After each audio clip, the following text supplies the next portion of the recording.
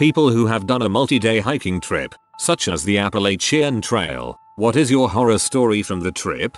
Night 1 of a trip at Sleeping Giant in Canada, I believe. First night out, I'm always a little jumpy because it takes a while to get used to the sound of the woods, and this was no exception. It was a solo trip, so just me in a little tent on the edge of the forest, looking out onto a small slope down onto a pebble beach. I was having some real trouble getting to sleep. The woods were just so loud and my mind kept jumping to serial killer instead of normal wildlife. I was trying to convince myself otherwise when I hear some heavier footsteps, breaking twigs. My heart is in my throat because I just know I'm going to die all alone in the Canadian backwoods. Then I hear a crash and some falling rocks directly outside my tent, and I work up the courage to turn on my flashlight and unzip the door to have a look. At which point I catch a glimpse of the very clumsy woodland elk that had just fallen down the slope onto the beach right in front of me. Didn't die. Didn't die. Thanks for the clarification. Great Dividing Range in Australia. Doing it in summer, so we didn't take tents, just slept in sleeping bags in the open, under the stars. We had tent flies with us in case it rained. Gorgeous, except for the one night when we camped near a huge infestation of caterpillars, fuzzy hairy ones. Spent the whole night half asleep, and peeling tickly fuzzy things off my face.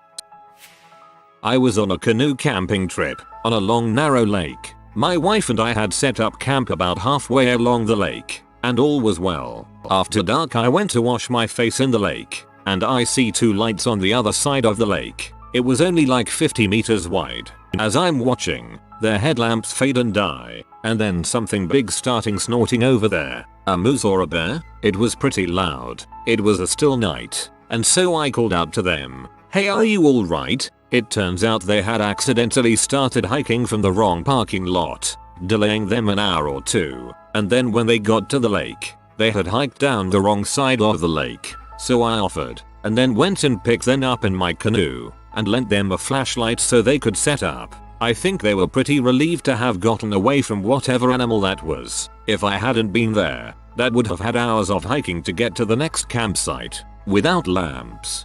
If it was snorting, it was probably a bear. I've never heard a moose snort. That typically have a long moan, or short bark like calls. To be honest, depending on the type of bear, they were probably lucky it was a bear. A moose will frick you up.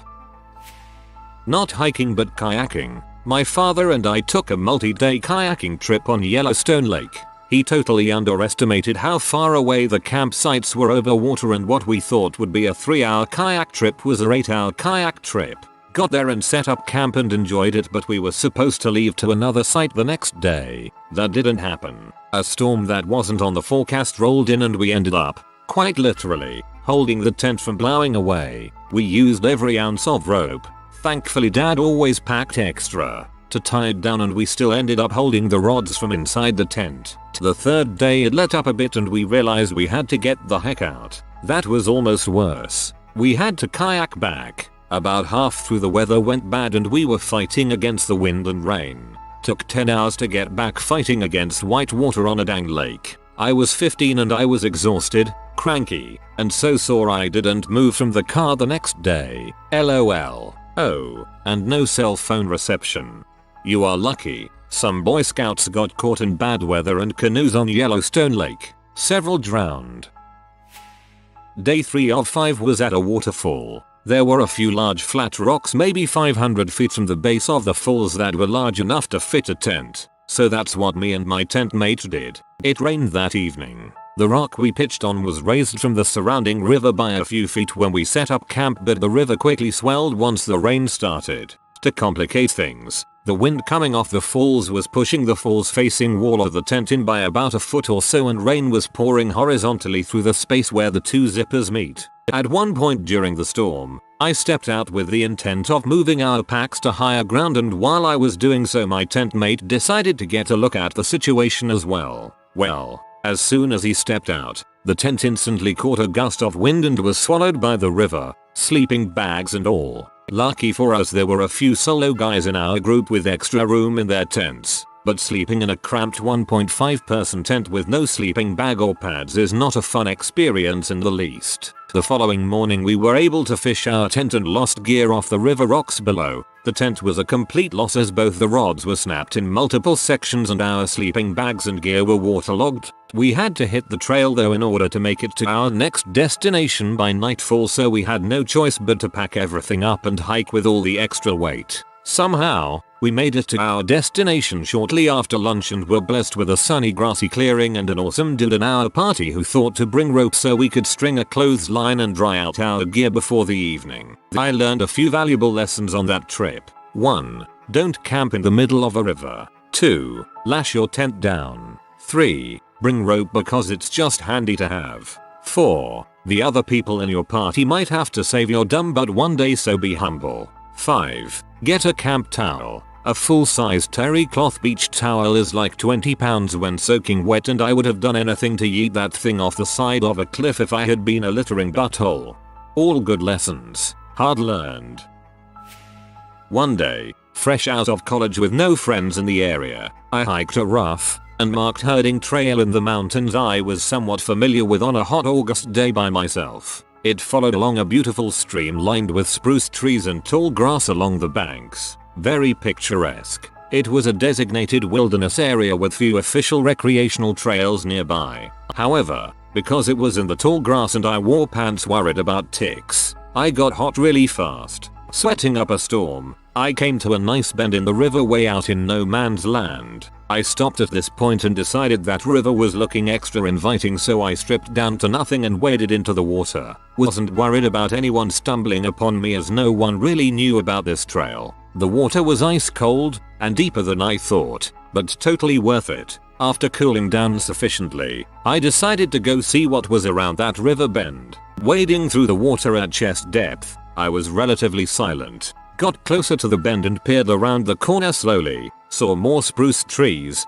a rock, then another small spruce tree, and next to that a giant bull moose in the water, having a nice drink. I froze. He was less than 50 feet from me, and he didn't know I was there because I was so silent, trying my hardest not to make a sound while also panicking. I slowly but quickly turned around in the water and rushed back to shore, trying not to make a sound. Except every time I exhaled, I said I don't wanna die under my breath for some reason. I think it was a slight panic attack as I was alone deep in the woods naked in the water with a bull moose. I got back to shore, gathered my clothes, and ran totally naked through the woods for quite a distance before stopping to at least put shoes and underwear on. Continued running until I got out of the woods and back to my car and sat there until the shaking stopped and I could drive home.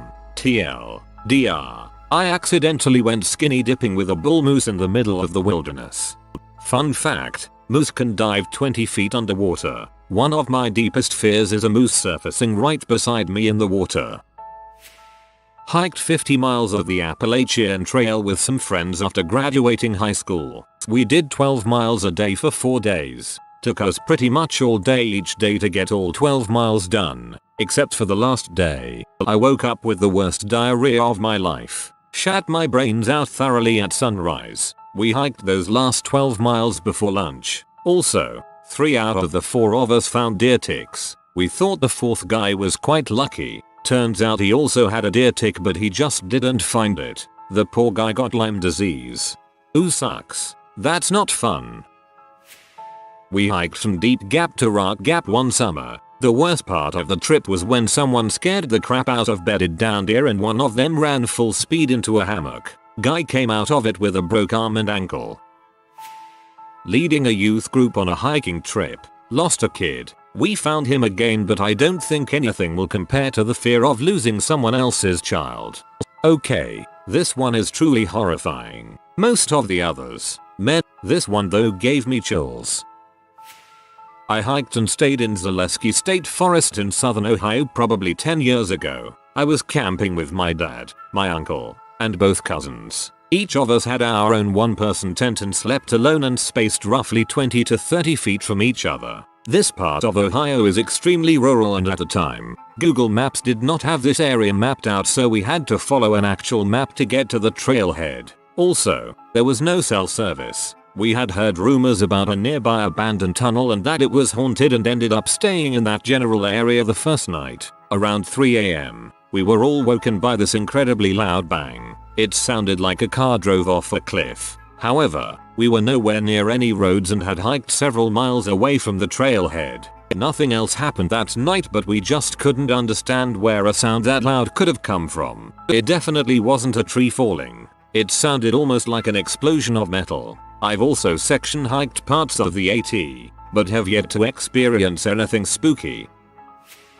Went on a 12-day trip in the Bob Marshall Wilderness. On day 2 we passed a mom grizzly with her cubs at about 40 yards away. Got to our next camping spot just before dark. Heard crashing in the water nearby in the middle of the night. Turns out it was a moose. Still spooky, but not as bad as grizzlies. Next day found some bear sign around where we camped. On day 11 we were back to this spot as our final camping site for the trip. Saw grizzly tracks on top of our boot tracks. Easy to say we didn't sleep much that night even though we were exhausted. Not a true horror story, but felt the fear being many miles deep, with no means of contacting any help. Not that anyone can help much if a grizzly is attacking and you're so far from civilization. It was supposed to be a 2-night stay in the backcountry in Grand Teton National Park, with my parents. The day we hiked out, it rained the entire day and only got worse when we got to where we were camping. Everything was soaked through despite our best efforts. This was far from the first backpacking trip we'd been on, and we ended the day with sleet. I ended up wrapping myself in one of those emergency foil blankets inside my sleeping bag to get warm. We were so miserable the next morning that we threw in the towel and hiked back to civilization. In perfect weather, every single person we crossed paths with the next day was shocked we'd even bothered going out the day before. Moral of this story: if you compare your father to Ron Swanson on a regular basis, don't let him make decisions about activities if inclement weather is in the forecast. I did a week-long backpacking trip off the northern high country of Yosemite National Park. It was awesome except for that one day I went through a place called Bear Valley. It was absolutely beautiful with this creek running gently down through a meadow with flowers blooming all around. But when it was time to set up camp I found why the place was called what it was. There were bear signs everywhere. Big bear signs. Massive bear shoots and claw marks on trees almost 20 feet up. I kept walking until past nightfall. In the end I did 20 miles that day in order to get clear of the bears. Also I ran out of food. Never turned back, since I was doing a loop. Lost 20 pounds that trips. Weighed about 220 before. Weighed 197 after. A week's work of grub is a lot of food. I was carrying too much weight. I slipped in some mud and pulled a groin muscle. My wife was freaking out and didn't know what to do. And the mosquitoes were insane, making decision making difficult. So we ditched our packs under some trees, tried to figure out where on the trail we were, hobbled 4 miles back to the car, and tried to come up with a plan. It turned out there was a county road about 1/8 of a mile from where we ditched the packs. Probably could have just flagged someone down. Jatbilla Trail, NT Australia. I headed out solo on this walk. On my 5th day I was walking along and had noticed a lot of very fresh buffalo scat and hoof prints in the sandy track that morning. There is a sizable feral water buffalo population in the northern parts of Australia. The trees were thinning out into a large plain. I was walking along in my own little world until I caught something out the corner of my eye. About 50 meters away from me I could see a water buffalo. Then I saw another, and another. I think there was about a dozen of them. I froze with fear and retreated back behind a skinny little tree thinking, frick. Now what I knew, there was a couple of hikers who had left camp after me, so I thought I'd just wait for them, no matter how far behind they were. Then the herd of buffalo began to stampede. It was deafening. I wish I could describe the cacophony of all those feet hitting the ground. They moved fast, running perpendicular to the trail toward the river. In that moment I didn't know if they were running because they had seen or heard me, if I had spooked or upset them. I stayed so still while they disappeared down to the river. I stood there, still waiting for the other hikers to catch up to me. It was quiet for a few minutes until the stampede began again, these huge beasts running full speed in front of me and out into the plain. The other hikers were only about 5 minutes behind me. They hadn't heard the noise of the stampede. I caught up to another couple at the next waterhole who told me they thought they'd heard a very loud plane or something flying past. I shook my head and said nope, buffalo feet. I was glad not to see any more buffalo for the rest of the walk. It's weird to think if I had walked even 20 seconds quicker I'd have been cleaned up by a buffalo stampede. Done for. Makes a good story to tell, but I never want to see another buffalo while on foot ever again. This is the story I came here for, holy frick. As a Boy Scout and adventure crew member I have a couple of stories. When I went to Philmont there was a guy in our crew who had a blister on his foot from before we got there, and it was discovered on the second day and it almost went from one left side of his foot to the other side. Luckily we were on the way to a staff camp that day where he was sent to the medical lodge and base camp. Later that trip it rained on us so hard it went through our rain gear and 2 people in our crew got stage 2 hypothermia when we were an 8-hour round trip away from help. One guy couldn't remember our names, where we were and what year it was. The other guy couldn't solve questions as simple as 8x10 and ended up passing out. That was me, and while most of us were asleep a flash flood came in and the water got within 5 feet of a tent. Also at Philmont one of the guys slipped on a trail that was on a cliff and almost went to the bottom. Fun times. TLDR. Someone had a huge blister. 2 people got really bad hypothermia when we were hours from the nearest help, and someone almost fell off a cliff. All in one trip. I forget which summer camp it was, but at one of the ones we went to, I personally didn't. Lightning struck the bench outside the mess hall and the bench exploded along with the ground under it, sending dirt and pieces of bench flying into the mess hall and smashing the windows. Some people got hit with debris but nobody got seriously hurt. One night we didn't make our goal and were absolutely gassed from a long day of hiking. We set up camp at small clearing that was just off the trail. Everything was normal and the 7 of us went to our various shelters. After laying there for a bit there was the sound of a plane, and with every second it just kept getting louder and louder until the sound was almost ear-piercingly loud. All of a sudden the tent went from pitch black to completely lit. My friend Eric was grabbing my chest through my sleeping bag and was very clearly screaming "Foo-oo-oo-oo," while I just curled further and further into the fetal position because I was sure a plane was about to come smashing into the ground. It went past as quickly as it came. The only thing we could guess was that it was an army drill and the plane was flying as low as it possibly could through the mountain pass. Not really a horror story, but on the Appalachian. We also drank water that had a huge dead salamander in it. So if you see a well for spring the water with the hatch. Don't take water from the PVC tube and trust it right away. That was on Springfield in the Georgia section. My only real horror story was learning the lesson that the weather report for the nearest town does not reflect the weather at the top of the mountain where the open face shelter is. When you pack for a low in the high 40s, sleeping in single digits is rough. Also grew up in swampier parts of Florida. Wildlife can startle you. Not really scary once you know what to listen for. A cougar makes a horrifying sound if you don't know what it is. If you are near water in nesting season, always check for gator nests nearby. You don't want to find one while you're mid-dump. That does make a good laxative though. Yup, I live in a small mountain town. There is another little town 15 minutes up the road. We each have our own weather. It could be bright and sunny in my twin and pouring rain and thunderstorms, or even snow in the other. Or vice versa. You never know. When I was a kid, like 10ish, my parents took us on a family vacation. A week-long backpacking trip through the Smokies. It was mostly fine. I still look back on it fondly. But there were big millipedes everywhere and you had to be careful when packing up, otherwise you'd probably roll one up in your tent or something. But the worst was I went into my sleeping bag for the night and I felt something crawling along my leg. It felt like an inchworm. But it was, in fact, a bee. Somehow. Fortunately I'm not allergic. But dealing with a bee sting in my calf right before bed some 10 or 15 miles from the trailhead. Not fun.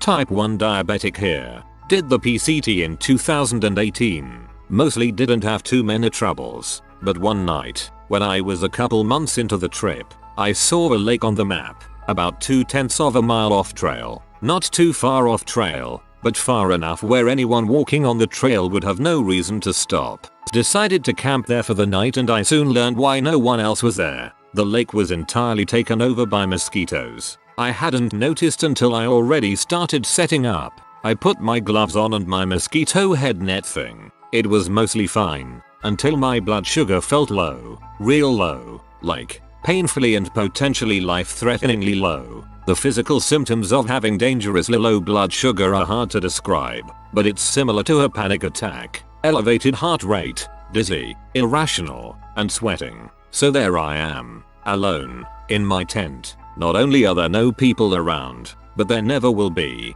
and I can practically feel my body failing me. I sat in my tent, pouring sweat down my head, stuffing gummy bears I didn't even have the saliva to chew, hoping I made it. I remember nervously rocking back and forth, realizing how alone I truly was in the world. I made it through, though.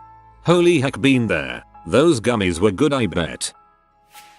OMG, I can finally answer one of these. I actually went on a 6-day hiking trip on the Appalachian Trail. 50 miles in total. I was 16 at the time. On day 2, 3 miles and of a 12-mile day, 2 other guys and myself are on a very narrow and brushy part of the trail, when all of a sudden we all start getting sharp pains around our legs, only to look down and see hundreds of ground hornets swarming our legs. All 3 of us burst into sprints. My pack was about 40 pounds in total, which for a 16-year-old twig is a lot. After running for about 30 seconds I stopped to look at the damage. They were still in my socks, stinging away. I killed the remaining ones and had a panic attack because I am allergic to some kind of stinging insect but have no idea which one. And I had an EpiPen but was all alone on the trail as the other 2 had sprinted off in other directions. So I sat and calmed myself and finally decided I would keep going and try and find the rest of my group. I walked for about 5 minutes before that pain suddenly got worse and I was met with another swarm. So take 2, same crap happened again. I don't think I've ever cried as hard as I did that day. The pain was awful. My legs doubled in size, and I got severely dehydrated from vomiting. But I managed to get through it and complete the trip. Still one of the scariest experiences in my life.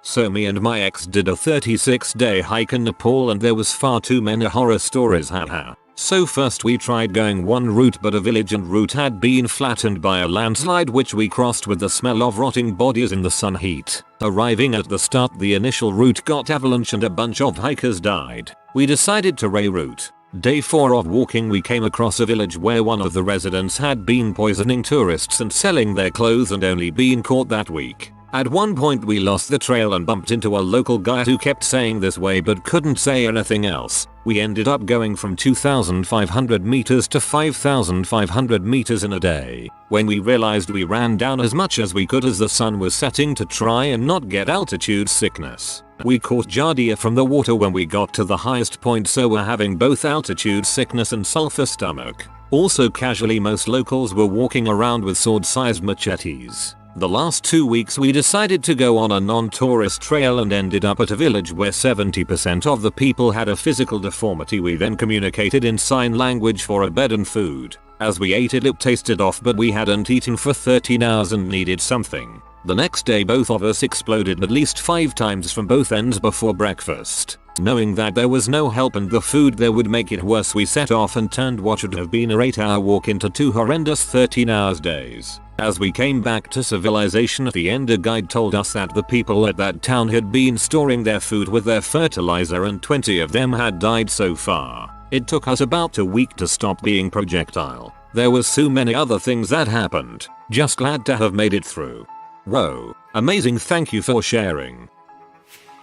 This isn't really a horror story, but it could have been. Maybe I was just a walk-on character. Not a lot of scary things happened to me because I'm 6 feet 7 inches 250 pounds. I was setting off on a multi-day trip in Yellowstone with my wife. We were there right before the season started, so it wasn't empty, but it wasn't bonkers. If you've visited Yellowstone as a hiker, then you know about a mile down any trail you're pretty much on your own, especially a longer trail without any obvious features. We were about 2 miles in when we started seeing banana peels. Maybe one every 100-200 yards. Someone ahead of us was freaking chowing down on these things. We easily saw over a dozen, maybe 20 or so. WTF. After a while of this we came around a turn to find a fully nude Japanese man crouched on the side of the trail. No gear or clothes anywhere in sight. He looked up and saw us. Our eyes locked. Then he bolted full speed off the trails and into the wilderness. Miles from civilization. Never saw him again. I have no idea where he was keeping all those bananas. My dad, who was born and raised in Wyoming and nature, is a firm believer that there are feral people in Montana's mountains. Kepler Track New Zealand did a miscalculation on the number of calories 2 adults needed for the 4-day trek. Had nothing but one jerky stick left and minimal water when we barely caught the last shuttle from the end trailhead back to Tian, an additional 14k away. Whenever I think of the hungriest I've ever been, it's the last half day of that trek. When we got back to our rented room, we ordered 2 pizzas and a dessert made of berries, ice cream, and chocolate. I cannot remember what the pizzas tasted like or even what we ordered. I only noticed the food going into my mouth at dessert. It was the most beautiful flavor I've ever experienced. If you are new to the channel, you can subscribe. I publish new videos every day. Until then, check another video.